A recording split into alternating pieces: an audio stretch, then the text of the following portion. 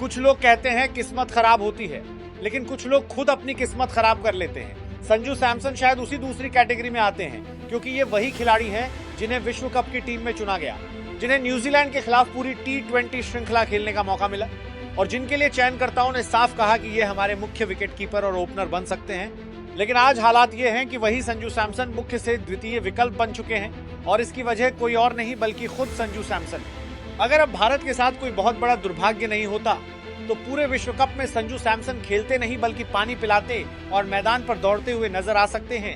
ये पहली बार नहीं है, इससे पहले भी अभ्यास मैचों में और बड़े मौकों पर वो खुद को साबित नहीं कर पाए और इस बार भी जब पूरी श्रृंखला मिली तो कहानी वही रही।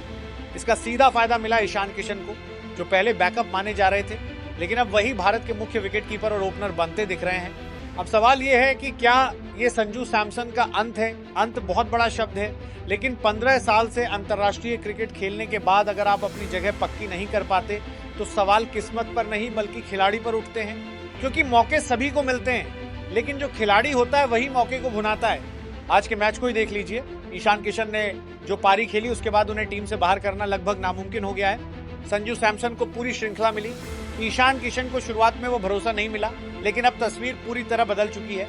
यही क्रिकेट की सच्चाई है, जो कर सकता है वही टिकता है, बाकी सिर्फ मौके गिनते रह जाते हैं। सच कहूं तो अब संजू सैमसन के लिए सहानुभूति भी धीरे धीरे खत्म हो रही है, क्योंकि इतने मौके मिलने के बाद भी प्रदर्शन नहीं आया। एक भारतीय क्रिकेट प्रशंसक के तौर पर यही कहूंगा कि इस समय ईशान किशन अंतिम 11 में रहने के पूरी तरह हकदार हैं। संजू सैमसन की किस्मत बस इतनी अच्छी है कि वो विश्व कप की टीम में है। अगर कोई आपात स्थिति बनी तभी उनकी बारी आएगी, वरना बाहर बैठना तय है। अब आंकड़ों की बात करें तो इतने मैचों में औसत बेहद निराशाजनक रहा और यही वजह है कि चयनकर्ताओं का भरोसा डगमगाया। इसी दौरान दूसरे युवा खिलाड़ी लगातार रन बना रहे हैं, कोई तेज स्ट्राइक रेट से खेल रहा है, कोई बड़े स्कोर कर रहा है, तो फिर चयनकर्ता आखिर किसे नजरअंदाज करे। मैं खुद कभी संजू सैमसन का समर्थक रहा हूं, लेकिन इस फॉर्म में उन्हें विश्व कप खिलाना जोखिम से कम नहीं होगा।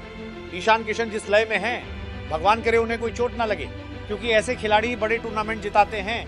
और आखिर में सवाल यही है, अगर इस फॉर्म के बाद भी आप पूरे विश्व कप बेंच पर बैठे रहते हैं तो क्या फिर वापसी आसान होगी? इस वक्त संजू सैमसन के पास सिर्फ एक ही फायदा है कि भारत के पास ओपनिंग विकेटकीपर के विकल्प कम है, वरना उनके लिए ये रास्ता बेहद मुश्किल हो चुका होता, बहुत मुश्किल। और अगर कुछ असाधारण नहीं हुआ तो ये दौर संजू सैमसन के करियर का सबसे अहम मोड़ बन सकता है।